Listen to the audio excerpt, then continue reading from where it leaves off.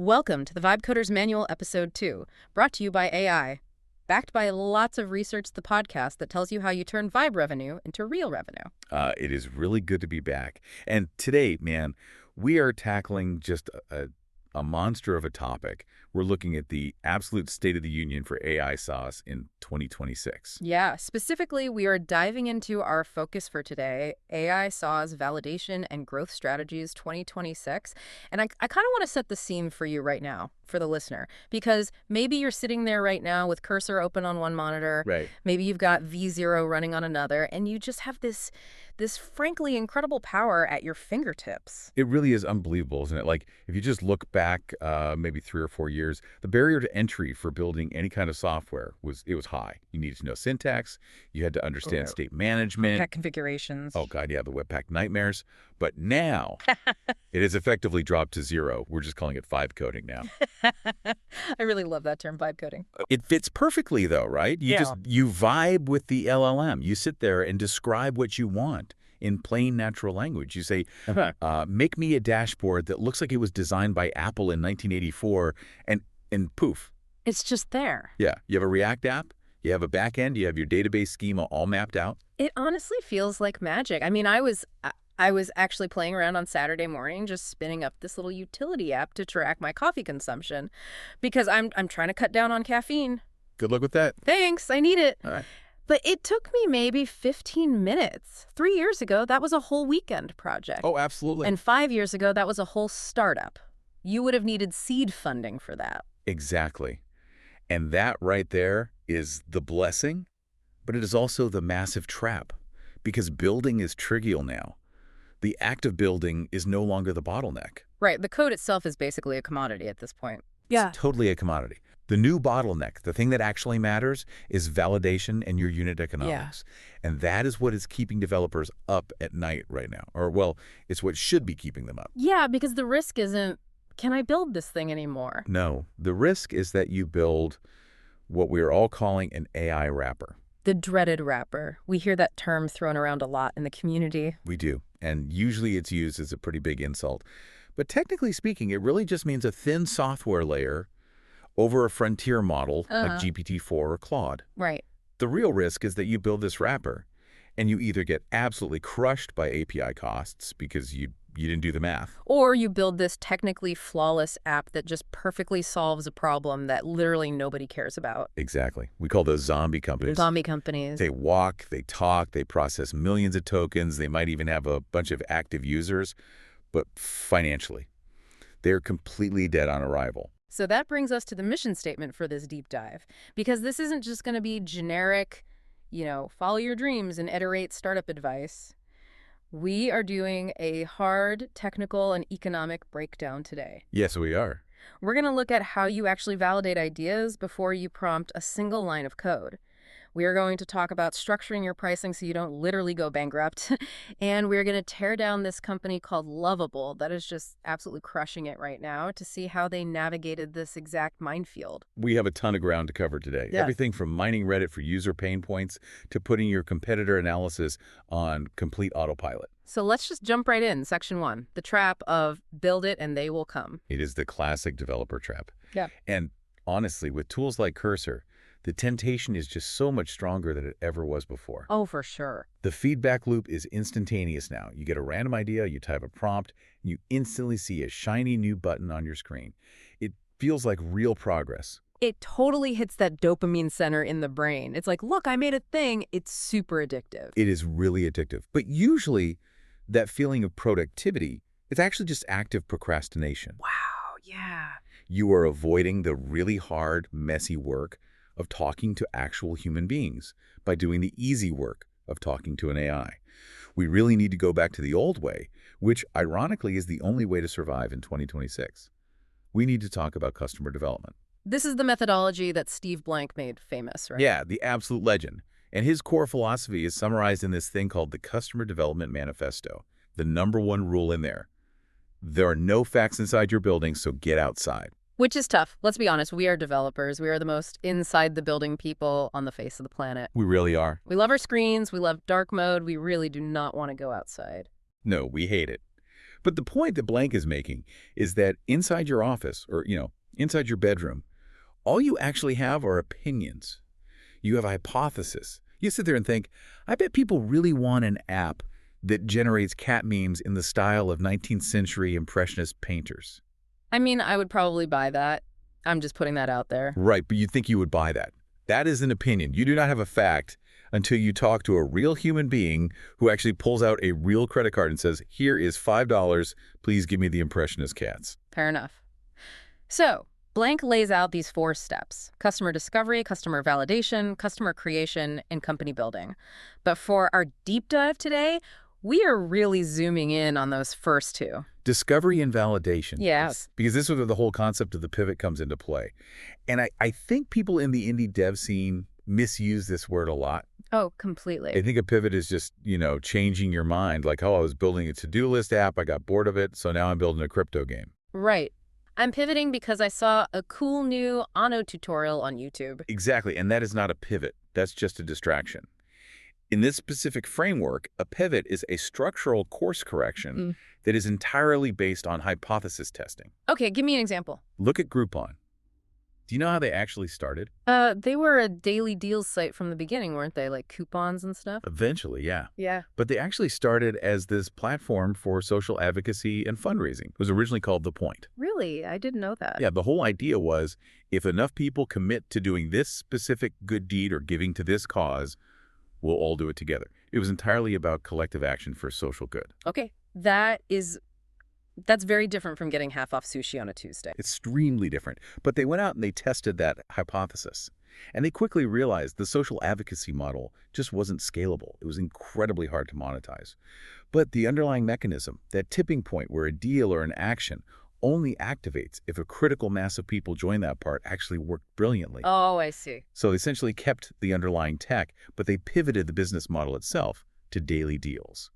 That is a real structural change. So the goal isn't just to, quote unquote, build an app. The actual goal is to search for a repeatable and scalable business model. Exactly.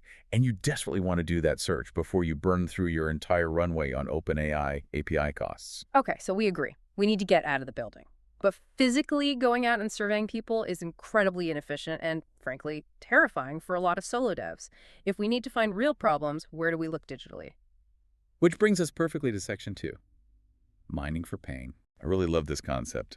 Mining for pain. It sounds so dramatic, like something out of a cyberpunk novel, but it is highly accurate. We have some fantastic source material here from the Pain Social blog. Yeah, they make a really interesting point in that blog about why traditional surveys just completely fail. Like, if I build something and I ask my mom, hey, is this AI app a good idea? What's going to happen? She is going to say yes. Because she loves you and she doesn't want to hurt your feelings. Right. She is a totally biased data set. And even with strangers, right? Oh, strangers lie even more, just in a different way. They give you socially acceptable answers. If you ask a random person on the street, hey, would you pay for a tool that helps reduce your carbon footprint? Everyone says yes, absolutely. Because they want to signal to you that they are a good, responsible person. But then when you actually launch the thing and ask them for $5 a month... Crickets. Complete silence. They won't convert. So where do we actually go for the truth? Where do people stop pretending and just be honest? Reddit. Ah, yes. The front page of the internet. Reddit is absolute gold because it is completely unfiltered. As the source material points out, people on Reddit aren't talking to you, the market researcher. They are talking to their peers. Right. When someone goes onto the productivity subreddit and just goes on a massive rant about how much they absolutely hate their current project management app, they aren't performing. They are genuinely angry. They are just venting their frustration. So let's get tactical for the listener here. How do we actually do this? We aren't just doom scrolling, are we? No. It's a very specific manual search strategy. You go into the specific subreddits that are related to your target niche, and you start searching for very high emotion keywords. Give me the list. What exactly am I typing into that search bar? You search for things like frustrated, hate, wish there was, struggling with, or just straight up sucks. You are actively looking for visceral negative reactions. You want to find those specific posts where people are so annoyed they're typing in all caps. And the blog mentions this matrix, the intensity versus frequency matrix.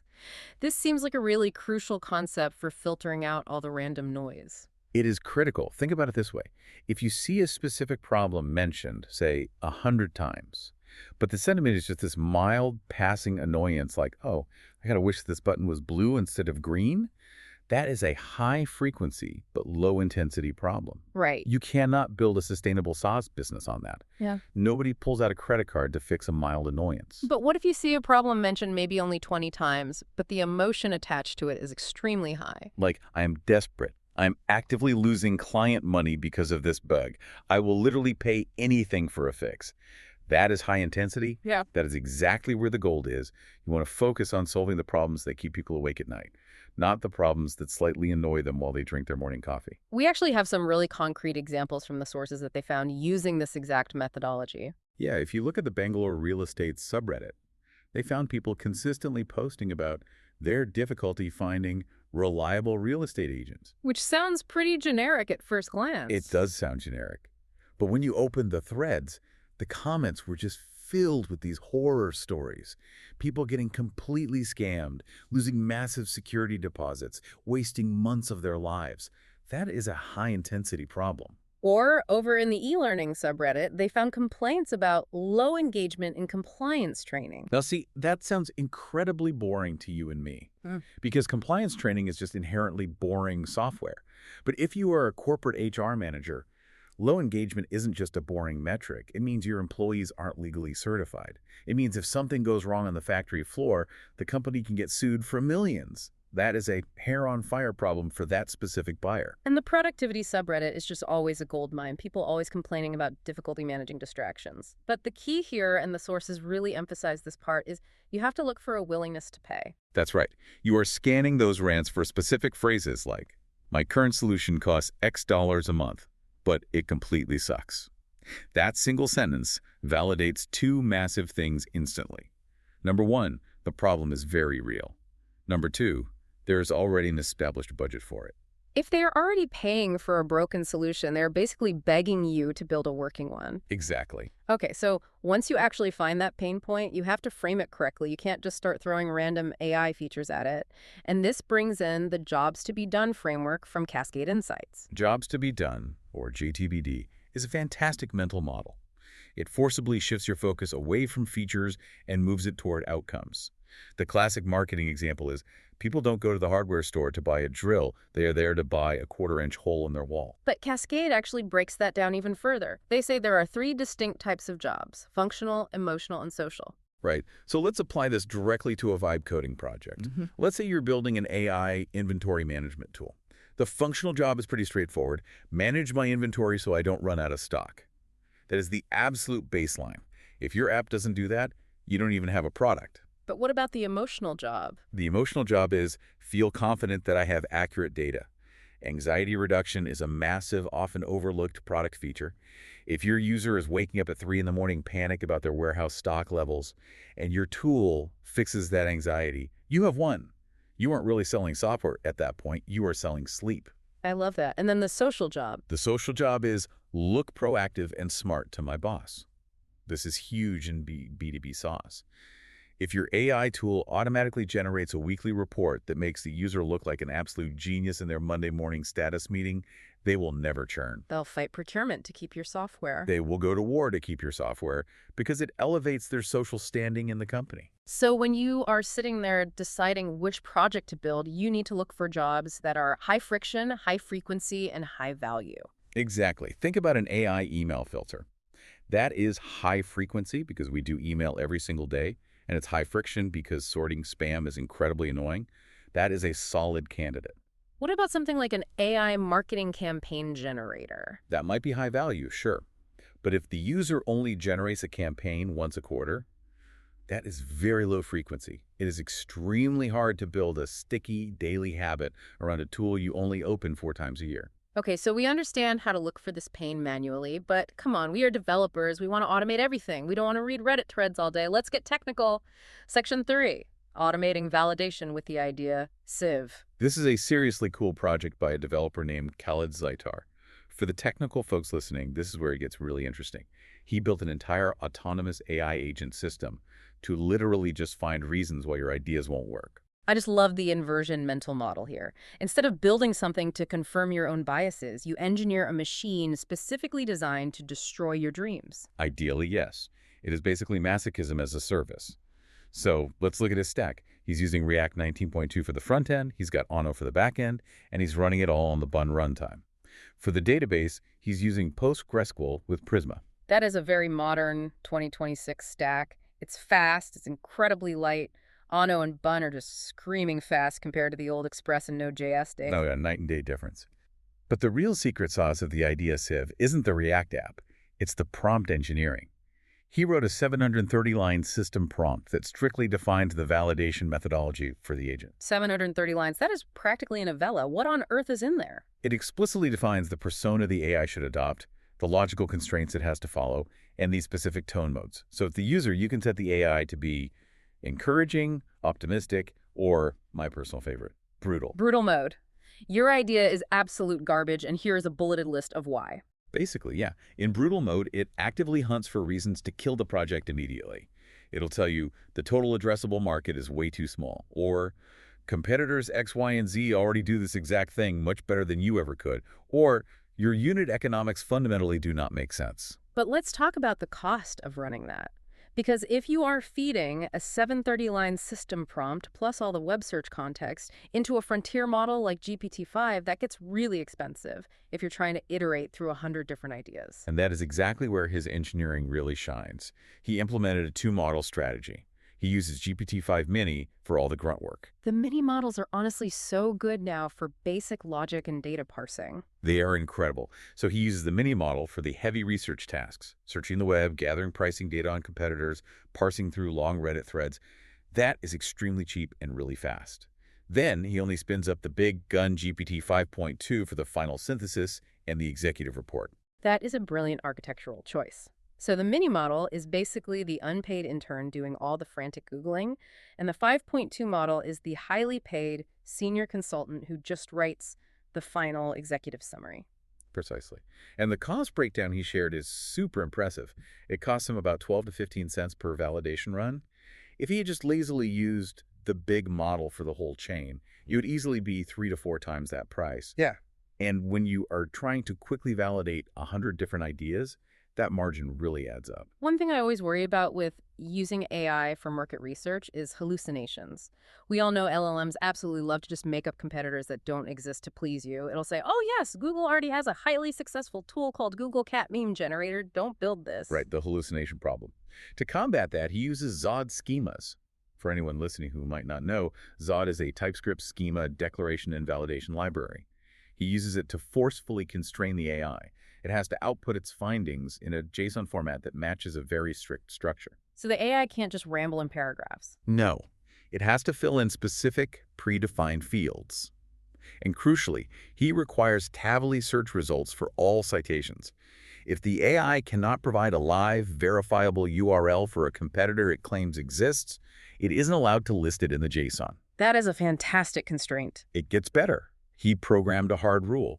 If the overall data quality score of the research phase comes back below 50, meaning the agent couldn't find enough reliable external sources, the system is mechanically blocked from recommending a build now status.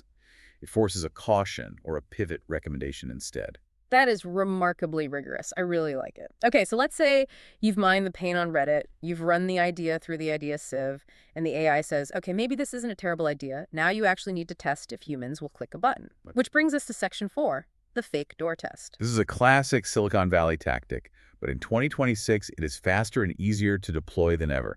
A fake door is essentially a landing page for a product that literally does not exist yet. It sounds kind of deceptive to the user, but it's really about measuring actual intent versus just measuring opinion. Correct. You spin up a high-quality landing page using a no-code tool like Tilda or Framer. It has to look like a real launched product. And here is the absolute most important part. It needs to have a price tag. Why is the price tag so critical? Why not just have a simple join our free rate list email box? Because clicking sign up on a free tool costs the user absolutely nothing. It is a zero-friction action. It doesn't prove anything. But clicking a button that says Buy Pro for $29 a month, that signals a dramatically higher level of intent. That is a user mentally reaching for their wallet. In early validation, that is the only metric that actually matters. So what are the actual numbers we should be looking for? Because if I'm running Facebook or Reddit ads to a fake page, I need to know what good actually looks like. The source material gives us some very concrete benchmarks here, and they are pretty sobering. For cold traffic, so if you are running ads to complete strangers, you are targeting a click-through rate, a CTR, of just 0.44% to 0.65%. Wow. That is less than 1%. It is tiny. And you're looking for an opt-in rate on the page of only 3% to 5%. That seems incredibly low. I feel like if I ran a test and saw those numbers, I'd assume the idea was a failure and quit. Well, that is just the harsh reality of cold traffic. Yeah. Most people scrolling online just do not care about your app. But if you have warm traffic, say you have an existing email list, or you're posting in a niche community where you're already an active, trusted member, the benchmarks shift.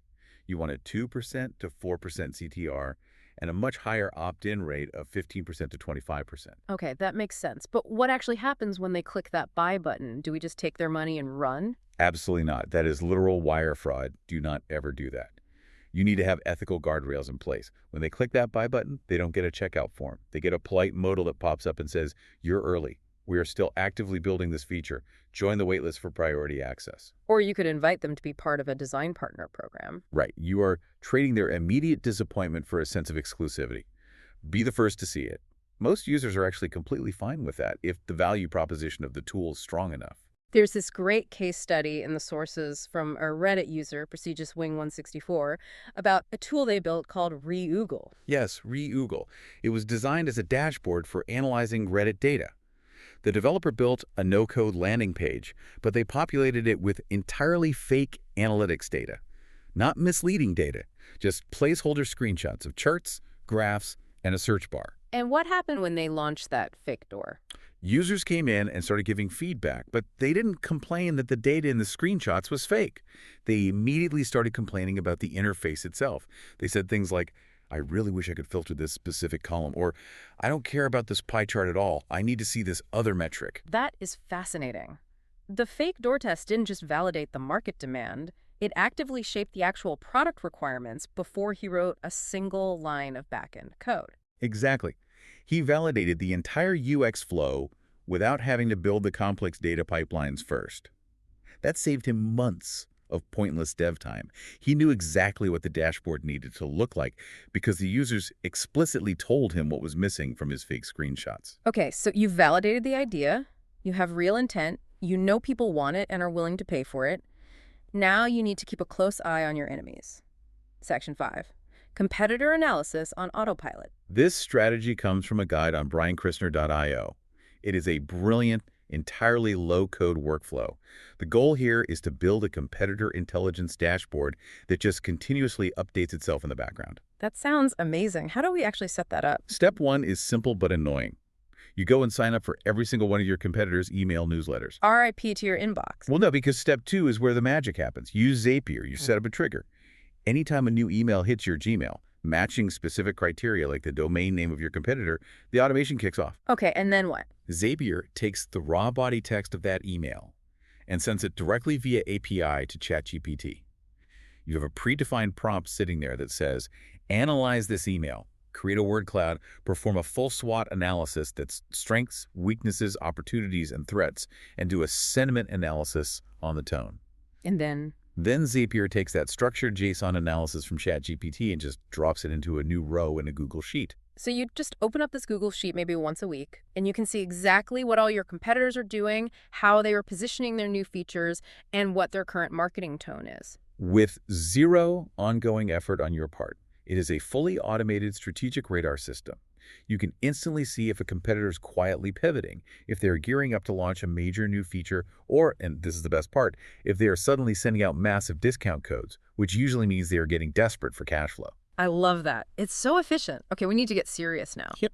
We've talked about finding the ideas, we've talked about validating them, we've mapped out the competitors, but now we have to talk about the actual money. And this is the part that genuinely scares me. Section 6, the AI wrapper margin trap.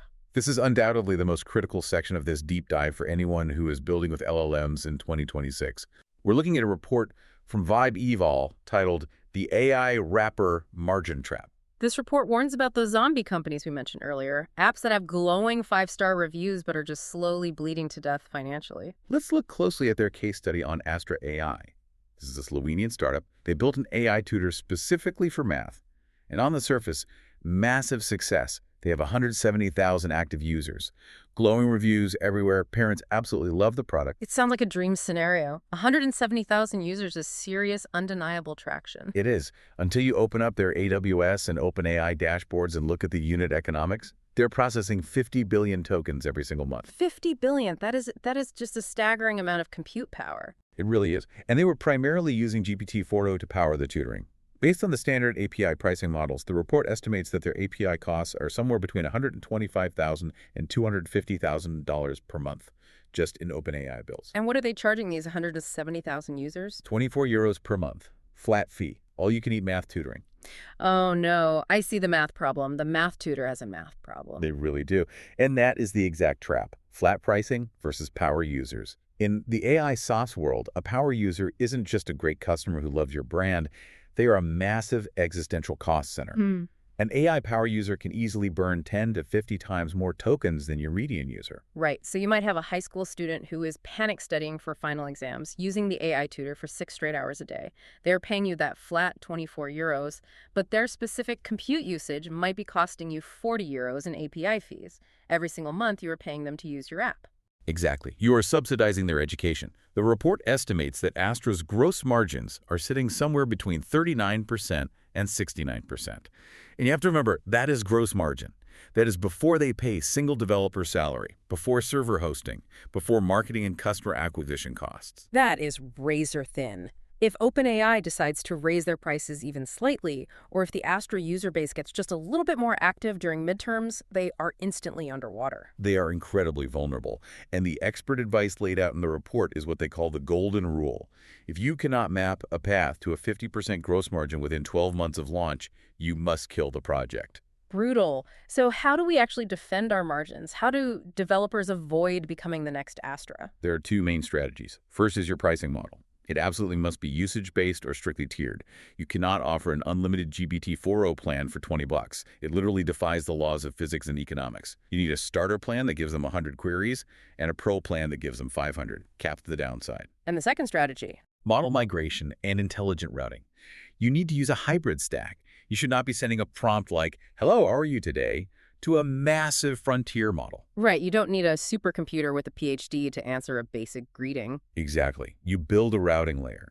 80% of your incoming queries, the basic formatting, the simple logic, the pleasantries, should be routed to cheaper, faster models like Llama 3.1 or GPT-4o Mini.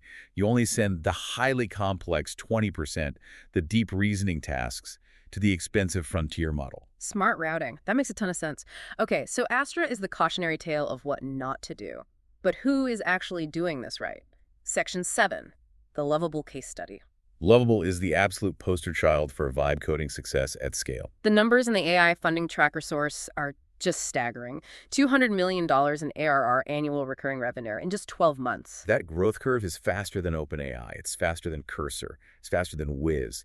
It is historic, unprecedented growth. And they have a valuation of $6.6 billion. That's a 33x revenue multiple. Investors are just throwing money at this. So for context, what is Lovable? It is a full vibe coding platform. You type in natural language describing the app you want, and it builds the entire full-stack application. It writes the React, it styles the Tailwind, it provisions the backend, it spins up the database. But why are they printing money while Astra is struggling to break even? What is the fundamental difference in their business model? Their business model explicitly and aggressively solves the margin trap. They use a credit system. Credits. The true currency of the AI age. Right. If you are on the free plan, you get 5 daily credits. If you pay for the pro plan, which is $25 a month, you get 100 monthly credits. But here is the absolute genius part. Not all generation requests are priced equally. How does that work? A simple request, like change the color of this nav bar to blue, costs 0.5 credits.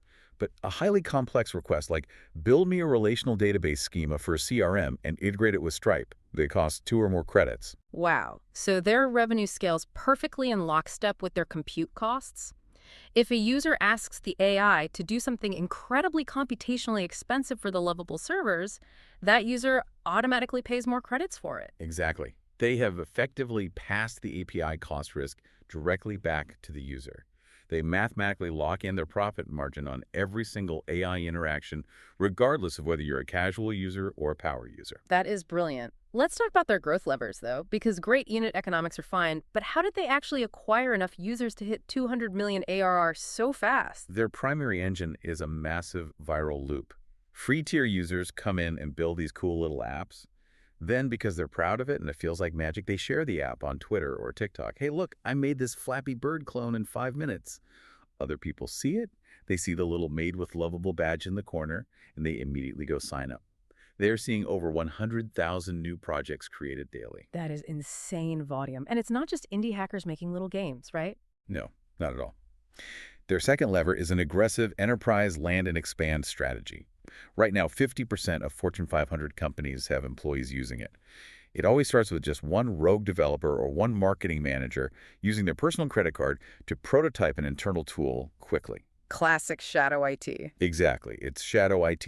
The manager builds a tool, their team starts using it, then the whole department adopts it. Yep. Eventually, the CIO finds out, realizes the value, and Lovable upgrades them to a massive enterprise license. And the source mentions their retention is just off the charts. Their net dollar retention is over 100%. Which is the holy grail of SaaS. It means that even factoring in the users who cancel, the users who stay, are upgrading and spending so much more money over time that their total revenue from that cohort actually increases. It's also worth mentioning the founders, Anton Osika and Fabian Hedden. They are Swedish, and they made this public pledge to donate 50% of all their earnings to charity and AI safety research. Yeah, that is a really nice touch. It gives the whole company this incredibly positive, mission-driven vibe, which obviously helps tremendously with recruiting top-tier talent and building strong brand loyalty. But the core takeaway for our listeners isn't the charity aspect, it's the business model.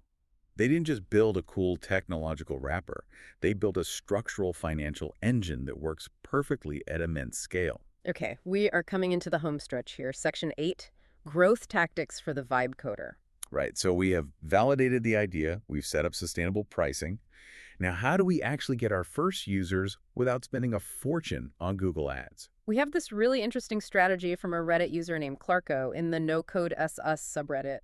He documented how he got 100 paying users in just 48 hours with a marketing budget of exactly $0. And his technique is entirely counterintuitive to how most developers act. His number one rule, do not ever post, hey, check out my new sauce. But that is literally everyone's first instinct. You spend weeks building something and you just want to post, look what I made, please clap and give me money. And everyone immediately ignores it. The community just sees it as self-promotional spam and they downvote it into oblivion. Instead, Clarko says you have to post about the problem itself. You go into a community where your actual target customers hang out, not a community of other SaaS founders, and you just passionately talk about the frustration. So for his specific AI automation tool, he didn't go in and say, use Clarko's Automator. He wrote a long post about the ridiculous cost of hiring developers for simple workflows. He vented. He empathized with the community. He wrote, I was spending thousands of dollars on these incredibly simple scripts, and dealing with the back and forth was driving me crazy. He got people in the comments nodding their heads, sharing their own horror stories. He built massive rapport before selling anything. Exactly. And then, only at the very bottom of the post, almost as an afterthought, did he mention his tool. But he framed it as the solution he built to fix his own pain. So anyway, I finally just built this little thing to stop myself from bleeding money. It's basically Trojan horse marketing. You lead with extreme value and deep empathy, and the product naturally follows as the logical conclusion. Exactly. It works incredibly well. Yeah. And finally, we have to touch on SEO, or rather, the impending death of traditional SEO. Yeah, the source from the SEO agency talks about SEO versus AEO versus GEO. It's an absolute alphabet soup. Traditional SEO, optimizing your blog posts to rank as blue links on page 1 of Google, is dying. We have AI overviews now. People don't scroll past the AI summary anymore. Right. If I ask ChatGPT, what is the best project management tool for a small team? I don't get a list of links to read. I just get a definitive answer. It says the best tools are Asana, Trello, and Monday. And that is GEO. Generative engine optimization. The new games that you need to be cited by the AI itself in its direct answers. But how do you actually do that? It's a black box. You can't just buy ad space inside ChatGPT's neural network. No, but you can influence its ongoing training data. You need to ensure your brand is heavily mentioned in the specific sources that the AI trusts and scrapes. Reputable blogs, review sites like G2, and critically, Reddit. If your brand isn't being organically discussed on Reddit by real users, you effectively do not exist to the AI. Wow. So being discussed on Reddit isn't just about getting direct click-through traffic anymore. It's literally about training the AI to know you exist so it recommends you in the next version of the model. Precisely. You're planting contextual seeds in the digital consciousness. Man, we have covered a massive amount of ground today. Let's try to bring it all home. What are the big actionable takeaways for the Vibe coder listening right now? First takeaway, do not build a single thing until you have found intense user pain. Get out of your IDE. Use Reddit. Use the Pain on Social framework. Find the specific people who are angry and explicitly willing to pay for a solution. Second takeaway, automate your validation with agents and test with fake doors. Use systems like the idea Sieve to ruthlessly kill your bad ideas as cheaply as possible. And use fake doors to test real purchasing intent before you spend time writing backend code. Third, watch your margins like a hawk. Do not fall into the Astra AI trap of offering flat pricing for unlimited frontier compute. Copy the Lovable model. Implement credits, usage-based, or strictly tiered pricing to protect your unit economics. And finally, vibe coding is a real massive business. It's a 200 million ARR category already, but it only works if your business model mathematically supports the massive compute costs. It is definitely not a toy anymore. We are looking at a new industrial revolution for how software is created. And that leads us perfectly to our final provocative thought for the day. We look at Lovable, and the founders explicitly state they believe they're building the last piece of software. It's a heavy, crazy concept. But really think about it. If an AI can build literally any software you need, on demand, instantly, for just a few cents in compute, does the entire concept of SaaS, as we know it today, just disappear? Right. Like, why on earth would I pay Salesforce $50 a month every single month for a bloated, pre-bundled set of features if I can just tell an AI, hey, build me a CRM that works exactly how my specific team works, and it builds a flawless custom CRM in 30 seconds for $5? We might be actively shifting from software as a service to software on demand. Completely disposable, hyper-customized software that is generated with the exact moat you need it, and then discarded. And if that future happens, the only real competitive moat left for companies is their proprietary data. The data and the vibe. The vibe revenue truly becomes real revenue. Indeed it does. Thanks for listening. The next episode is right around the corner. You can find nifty slides about this episode and a transcript on vibecodersmanual.com. Keep coding to turn vibe revenue into real revenue.